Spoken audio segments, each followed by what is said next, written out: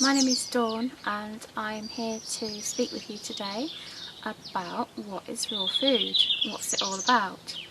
I thought that I could write a long piece about what I think about raw foods, but then I thought it's a lovely day, I'll come out into the garden and I'll chat with you about my perceptions of the raw food lifestyle. I've been transitioning into a raw food lifestyle for just over 2 years now, about 2 years 4 months, and I've really enjoyed the journey so far. But I'd like to sort of take you through a little bit of the ins and outs of the raw food lifestyle now, and say, well, what is it all about? What is raw food, and how you can start to introduce it into your lives to benefit greatly from the power of plant-based foods.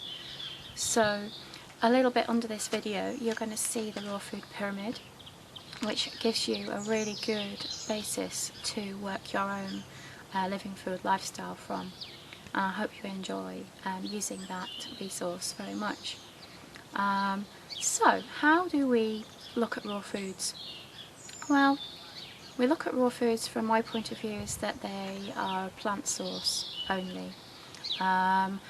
You are looking at all the major plant groups like your green leafy vegetables, your fruits, your non-sweet fruits, nuts, seeds, sprouted seeds, green sprouts like sunflower and wheatgrass, and pea shoots and snow peas, which are snow peas, sorry. And then you have your pulses and sprouted grains as well, if that's something that interests you. And the idea behind the raw food diet is that the plant medicine and plant nutrition works in synchronicity with the body's systems, and building a healthy, vibrant, long-living system of health, which is what we are all sort of aiming for in our lives. We don't want to feel ill, we don't want to feel tired all the time, we don't want to be at the mercy of our hormones and our emotions. And the raw food diet and lifestyle is one thing that really helps with all these issues in our lives. For me, personally, increasing the amount of raw steadily over time has been of great benefit. It's helped me to gain a lot more clarity in my life and the direction that I want to take my life in.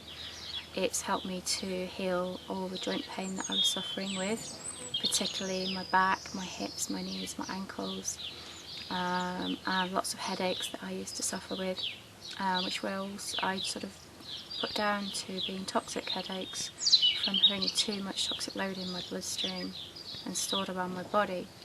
A few of the things that it's helped me do is to really work with my underactive thyroid issues, which I truly believe were brought on by consuming too many soya products when we went vegetarian.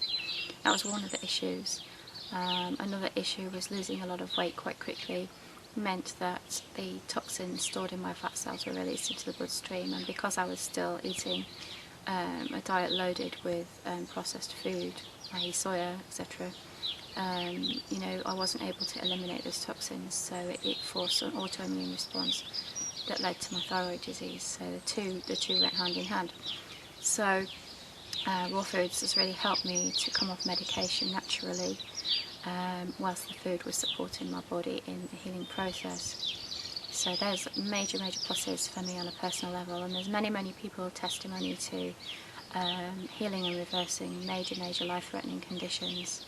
Okay, so what do we eat while we're transitioning? One of the main things I say to most people is that you don't have to leave anything out when you're transitioning into a higher raw lifestyle. You can carry on eating the things you were eating, but the most important thing to do, and I will stress this, is to begin to drink more water, and start that as soon as you get out of bed in the morning by drinking at least 1 litre. Sounds a lot, but it's very important. At least 1 litre of warm filtered warm water with 1/2 to 1 lemon juiced into it. And if you wanted to add some MSM powder to that water, even better, because that will help promote skin elasticity and keep your body working in a much better and more productive way. So that's one of the main things to start doing straight away right now as you watch this film, is to work out your routine for your morning to get your water inside you. Okay. So number 2 is to increase the amount of green leafy vegetables that you're eating. Things like romaine lettuce and spinach, kale, chard, Savoy cabbage, dark spring greens, you know, the beautiful pointed cabbages that we have at the early part of the growing season. All those green leafy vegetables can come in, and beautiful green salads, increase those, add those into your diet.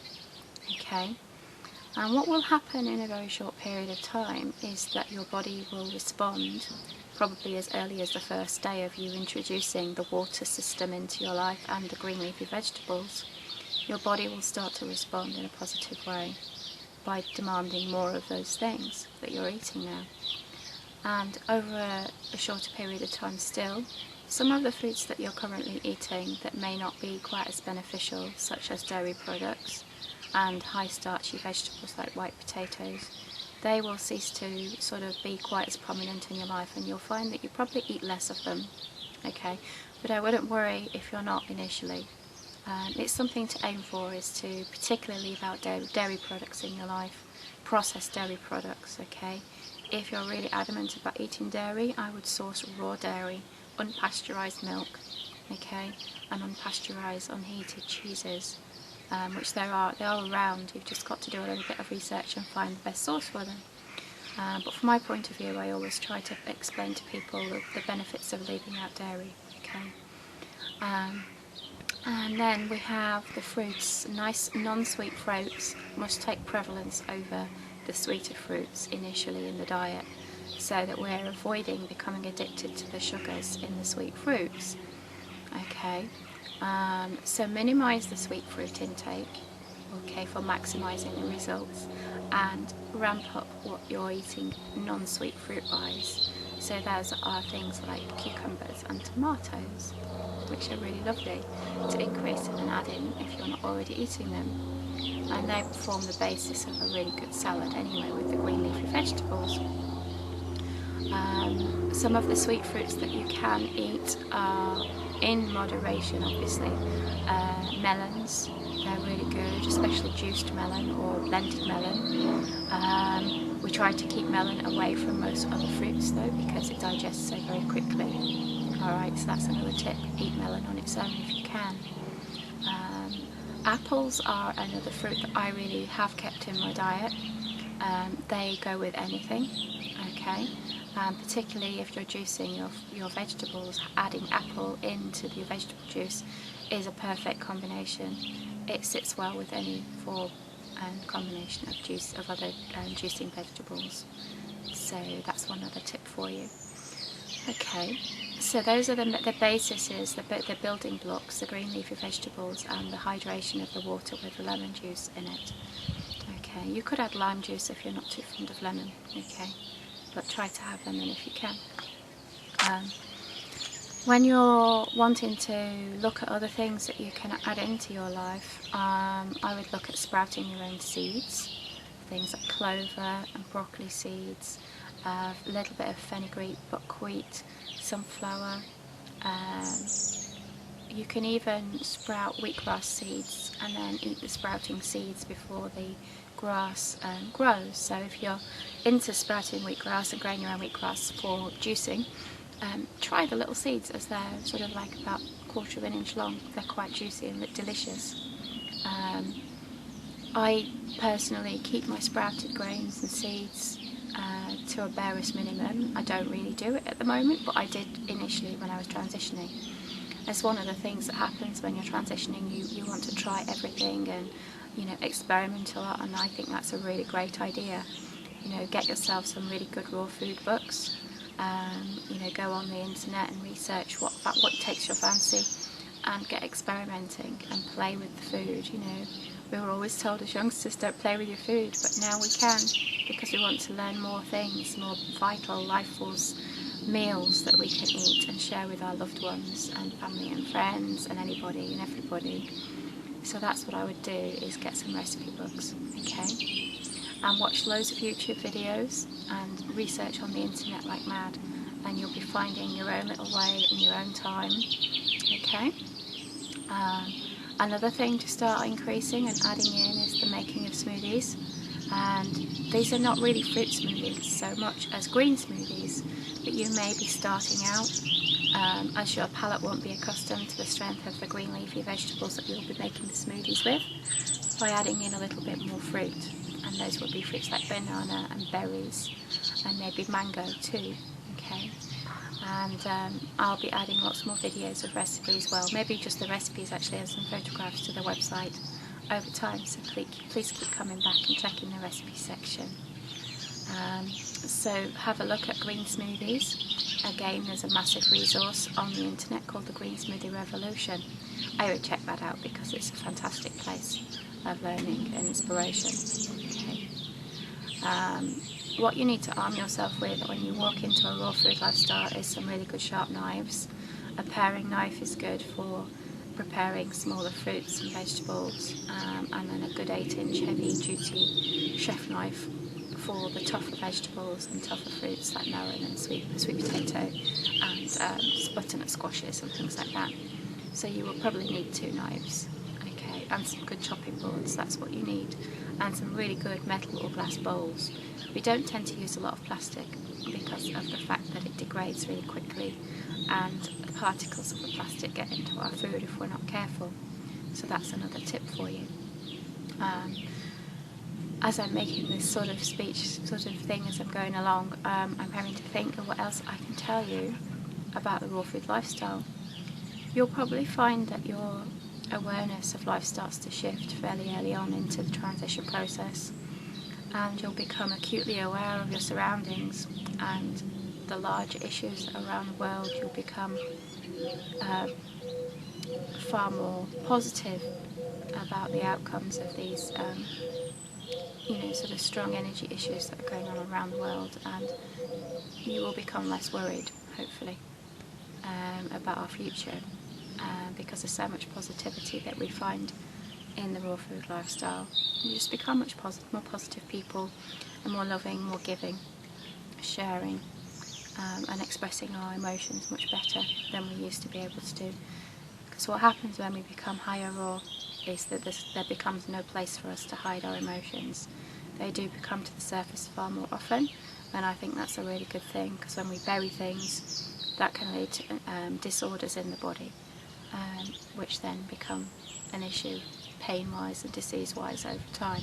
So we need to remember that and release our emotional stores as well as our toxic stores through the detoxification process. That leads me on to detoxification. When you start to increase the amount of raw live foods into your diet, your body will start to detoxify, and some of those detoxifying symptoms will sort of be creating areas of unease in your life and in your body, but please rest assured that this is a temporary state of being. So when you are experiencing the headaches, maybe it may be a little bit of nausea, maybe a little bit of despondency on an emotional issue, a feeling of weakness, and that you can't carry on with this because the process of detoxification is so strong, please, please, please persist and persevere. You will get through it. It doesn't last very long, alright? There will be more of them, but they're short periods of time, maybe lasting 1 to 3 days at a time. Work through it, breathe through it, allow it to come, and be replaced with the good healing and the good health that follow on the detoxing. It has to come out.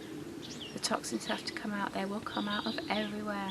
They'll come out of your mouth as speech, as well as sort of emissions. You can check your tongue every day, get a tongue scraper so that you can scrape your tongue every morning to remove some of the toxic cells that line the tongue. Okay. You will have headaches, you may have some dizziness, you may have some sickness, okay? You may smell a little bit more odd than normal, which I urge you to replace your chemical deodorants with natural ones that have no ammonium in them, and no chemicals at all, because we are designed to sweat. That's our body's way of detoxification and keeping us cool. These antiperspirants and deodorants, they're nasty. You know, they contain many chemical compounds that are not good for our body. So please replace your body care and your household products with completely natural, earth-friendly ones. And they are body-friendly too, and that's the main thing. You know, they'll come out of your bowels, not the deodorants, the toxins. And that's interesting. We're not going to talk about excretions right now in that direction, but it'll come out of everywhere. It'll come in your urine. Your urine will go through different stages of smelling and different colours, etc., etc. It's going to pass. Just enjoy it. That's my advice. I've enjoyed every moment of my detoxification process. Even when I was in bed going, I really feel really ill, I knew that my body was healing. That's the main thing to remember. It's healing. Go through it and embrace it and celebrate it with another juice or another smoothie and another pint of water. Keep yourself hydrated. That's the main thing. 2 litres of water a day we need to be drinking, roughly, over the space of your waking hours. Just sipping water all day is great, or herbal teas if you hate water at the moment. You'll learn to love water, I know everybody does. And make that good quality water too. Don't just drain it out of the tap, because our tap water is polluted with chemical cocktails again, because the processing treatment only takes so much out. There are still the remains and traces of pharmaceutical drugs in there, which we really don't want to be ingesting into our bodies, do we? Okay, so do the research on that and upgrade your water system as soon as you possibly can. You know, straight away you can get a jug filter that sits on your countertop or in the fridge door if you like your water cold. Okay, so that's another thing for you to look at. So these are some of the aspects of the raw food diet. It's immense fun going raw, okay, and do not stress at all over the amount of raw food that you eat. Nobody's expecting anybody to go 100% raw. You know, many people go 100% raw for a short period of time and then find peace with a balance of raw food to cooked foods that suits them individually. You know, everybody's different. If you aim in the beginning to start your raw journey at 50% of your daily intake of food as wholesome, raw, simple, light foods that will fill your body with beautiful energy and healing, that is a great start. And then gradually increase the amount. And what will happen as you increase the amount of raw food, the amount of cooked foods will fall away, so your life will expand immensely, beyond measure, beyond expectations, beyond your wildest dreams. Raw food will heal you, will help you in your life, in every aspect, on every level. You know, there is no better time than now, 2012, our year of power, to embrace that power, to embrace the power of plant foods and enjoy the journey.